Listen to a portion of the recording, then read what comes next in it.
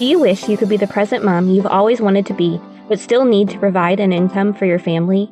Are you tired of scouring the internet for legit jobs that will replace your income and that you can do from home in your PJs? Hey friend, welcome to the Virtual Assistant Mama podcast. I know you're over there Googling jobs for moms, legit work at home jobs, or start a side hustle, yet you can't figure out how to take that first step.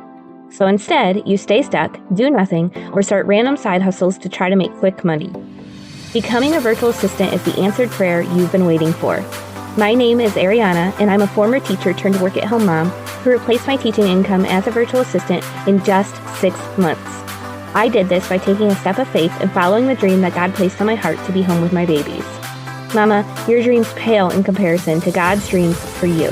Imagine offering services that light you up, working with clients who value you and pay you what you're worth, and having a job that works around your life and not the other way around. This is the podcast for you.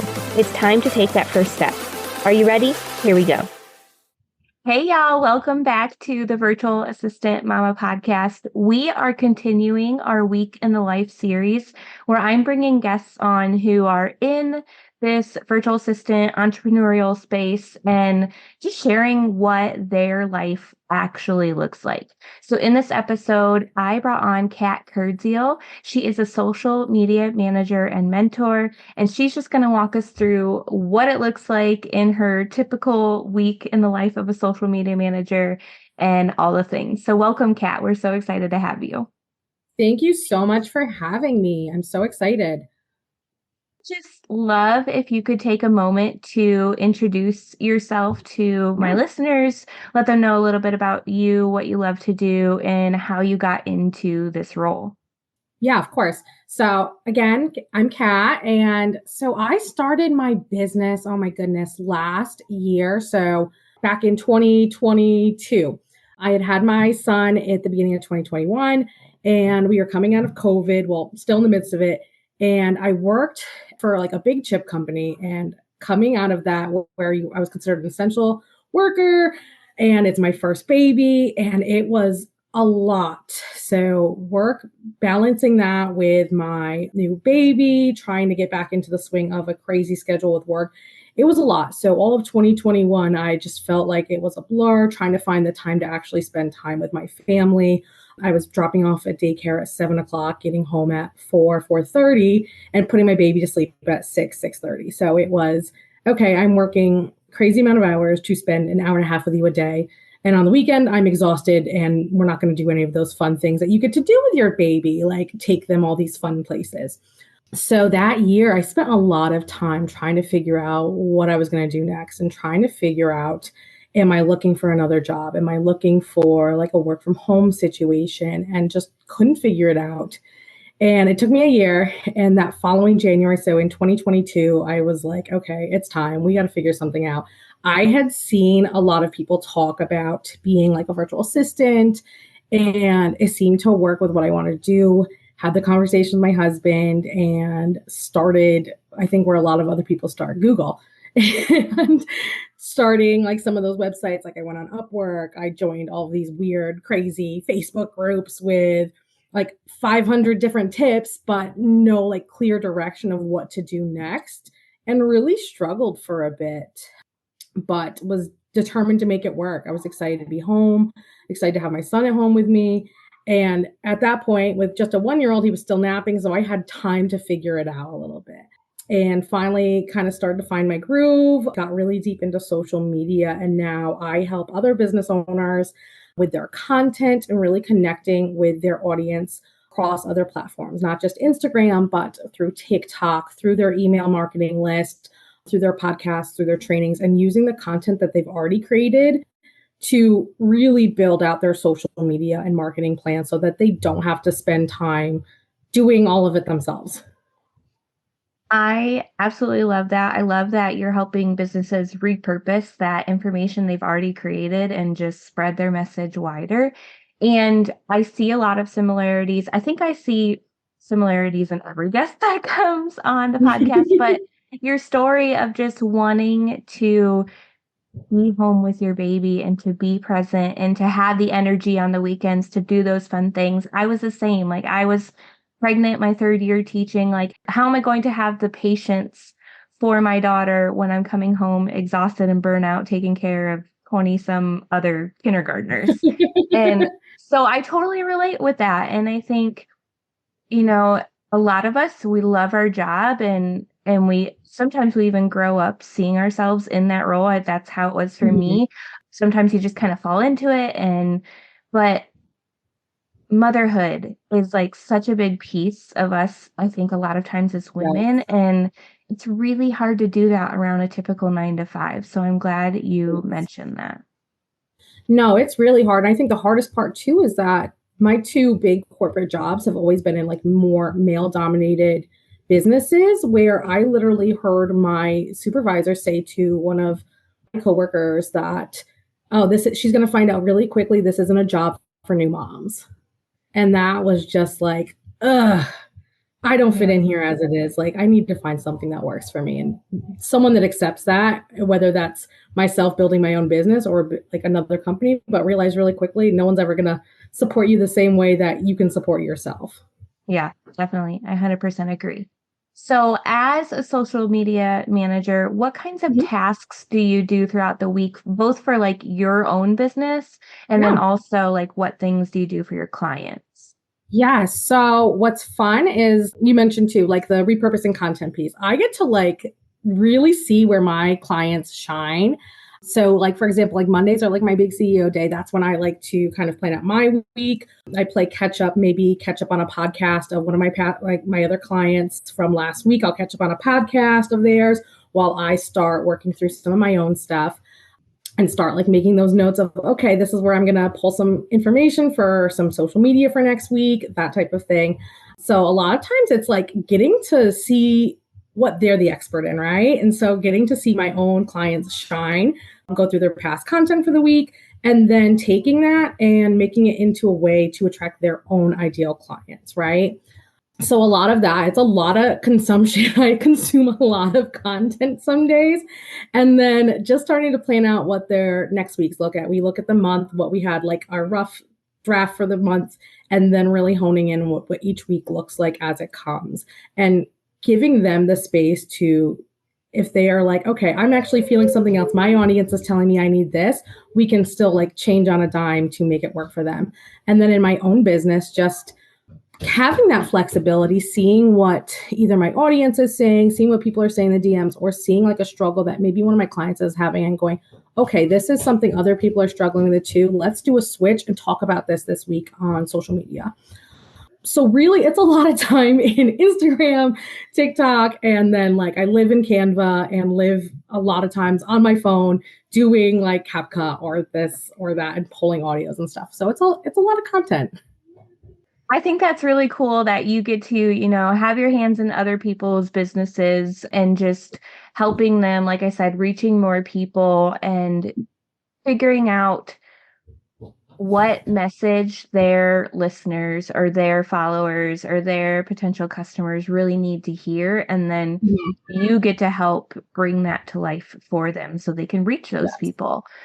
I love that you mentioned Canva. Some of the listeners might not know what Canva is. Could you kind of Okay. explain what that? Yeah. So it's my favorite little design tool because you can create anything in there really that you need to have that physical representation of your content, whether it's designing a post for Instagram, whether it's designing something to look really nice at the bottom of an email, whatever it is you're looking to design. Like we just use it for our Christmas cards, for example. Like I designed those so that they are like a little bit different. I don't have to go to Walgreens and wait in line for a couple hours to have them printed. And it's great. I love Canva. You can use it for everything. Yeah, Canva is awesome. And especially if you're interested in a service that has to do with any sort of graphic design, like you don't Mhm. have to build graphics from scratch. You don't have to spend like hours and hours and hours learning how to use Photoshop, InDesign, whatever. Like Yes. those tools are great and that's great for like logo design and stuff. But for social media graphics and just any kind of like marketing pieces in a business, Mhm. Canva is a really great tool and it is not hard to learn. They have tons of like online Mhm. trainings that you could watch even on YouTube and teach yourself. So Canva is a great resource for those listeners who are interested in like social media management or any type of graphic design role, start exploring that. That's CANVA. And they do have a free program that is amazing. And then their paid program is, well, I think it's like 14-ish dollars a month, and that's great too. But you can totally start and do so many amazing things with just the free platform. So, how many hours would you say that you kind of roughly work in a week? And how much of that are you spending like on client work and then also on your own business? Yep. So I spend about just under 30 hours. I think it's like 27 and a half right now on client work each week, and then about 3 to 5 in my own business. And the big piece for me is just trying to find that balance. So I put in a little bit of time before my kid gets up, and then I put in after bedtime a lot of times because the part of the reason of quitting my 9 to 5 was so that I could be home with him. So really balancing that. And then I do have a VA. I actually outsource like a couple hours here and there too, as well, to help keep me at that 30-hour kind of like stop pace so that I'm only at max, like what, 32, 33 hours on like a heavy week. That's awesome. I think I talked about this with another guest recently in this series. When you get to the point where you can start to outsource some of the tasks that you don't need to be the one doing, you don't always need to be the one in the weeds of your business. Yes, at first, that's probably what it's going to look like until you start getting some clients and having a little bit of extra income that you could then delegate some of those tasks to. But like you said, it just helps you hand off some of those tasks so you can have that hard stop and be there to focus on your kiddo. Yes, exactly. It's really nice. And then just trying to find the person that understands those pieces is huge. But I'm very fortunate, and because I focus a lot on content, back to like that Canva moment, it's I have a lot of templates for my clients already made, so it makes it super easy to hand those over, and all I need to do is spend a couple minutes doing any last minute tweaks before I hand it to my own clients. So it makes it nice to balance it. Yeah, definitely. So, what does your life look like outside of your business? So, you're working like 30 hours a week ish. What's going on outside of that for you? Yeah. So we have a library group we go to every week where we get to do like a read aloud and do a craft. So we have that every week. We love being outside. So we're very fortunate to live less than 5 minute walk next to a park. So we try to make time to go to the park every single day. If it's a nice day, we're going after lunch too. And really just whatever the day looks like, having that flexibility to connect with other friends that have kids, even if they are not within 5 minutes, I have the time to schedule the time to make the play group, to do the things that my mom friends that aren't working as well are doing, and having that flexibility to do both is huge. And then other than that, it's a lot more just like chill. Like it's very chill, and I'm very lucky. My mother-in-law lives very close, so we can even do like a date night every couple weeks with like our friends and get to be someone other than mom for a couple hours. I love that. And I think what you said about being able to work in the pockets of your day. So, you mentioned before that sometimes you get up before your son and work a little bit, and then you'll work after he goes to bed so that you can spend the day with him. I think a lot of people think as a virtual assistant, you or like a social media manager, any of these services you can offer in this world, some people that aren't in it yet think like, oh, I can't sit in front of my computer for hours a day with my kiddo around me. You don't have to do that. You work it into the pockets of your day so your business gets to work around your life instead of your life having to work around your job.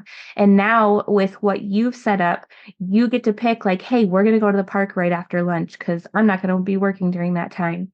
I'm going to go hang out with some mom friends. And you get that amazing balance of like, yes, you get to be home with your kiddo, just like your stay at home mom friends, but you also get to help provide for your family as well. So it's just that really cool of like, I get to have both. So I love that you mentioned that. Yeah, I think that's like the big piece. And it's like you give up little pieces that like you don't expect to have to give, not have to give up, but like if I'm waking up at 5 o'clock in the morning, what would I be doing otherwise? I don't sleep well anyways. So what would I be doing? I'd be scrolling for different videos anyways in my free time. Why not get up, go do the work so that at 11 a.m. we're going to the park. We're not bringing my phone. We're leaving the notifications off. And it's so, so important to have that balance. Yeah, I love that. So What would you say to somebody who wants to step out of their current 9 to 5? They're really just like wanting to figure out what they can do from home, but it just feels really overwhelming. What would you say to that person? I would say the first thing is not trying to do it all in one day and taking the time, finding that little like half hour you have here, finding that pocket of time to, okay, today I'm going to go online, I'm going to research some ideas, or I'm going to go scroll through. I'm in a Facebook group of some moms that want to like ditch their 9 to 5 too. And like, I'm going to see what they're working on. And then also finding someone that you relate to that's living the life you want to live that comes from like a similar background, I think is huge. And finding someone that you can look up to and see how they did it. And just having that person to either connect with and even reaching out to them and being like, hey, I love what you're doing. How did you get there? And just having those real connections, I think, is like the biggest piece, but not trying to do it overnight. Amen to that. I think sometimes we think we have to figure it out all on our own. And then when we hit a roadblock, we're stuck and we don't know how to get past that. But when you even just reach out to other people and ask, like, hey, how did you overcome this? Or like, could I, buy you a cup of coffee and just like pick your brain about this for I don't know, a couple minutes or an hour. Just learning from other people and figuring out how can I make what they have fit my life and what I want? How can I take those little steps that are going to make my dreams of being home with my kiddos come true? Like, don't look at the whole big picture because then it gets really overwhelming. Just start taking those bite-sized steps. I love that you mentioned that. Yeah, I think it becomes so overwhelming otherwise because we're trying to make it happen in such a quick period of time. And it's going to overwhelm us more than the point of getting out of that situation, right? To Yeah. reduce the overwhelm. Yep. And it's really helpful too if you like set yourself a goal date for maybe when you want to leave your 9 to 5 and then break that down. I was a teacher, so we're big on backwards design. Like we have a test we need to give our students. How do I backwards design and figure out what lessons I need to teach and in what order to hit that goal of getting my students or master the content so they can pass the test. And we need to approach our goals the same way, like break them down into bite-sized pieces and figure out in what order you're going to take those steps. And then it's a lot less overwhelming when you're like, oh, I just have to do this little step this day, this little step this day. Keep repeating doing those little steps, and you're going to be surprised by how quickly you can accomplish that goal. So if you're listening to this podcast, I do have lots of episodes about like breaking down your big goals into bite-sized steps.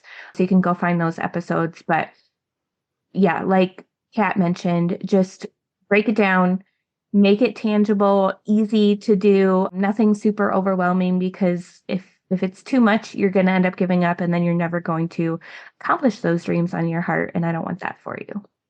It has been so great having you on today, Kat. Where can people come and connect with you and just become your best friend? I hang out the most on Instagram. My handle's Kat the Virtual Gem, and it's in the show notes too. So feel free to connect. Come say hi.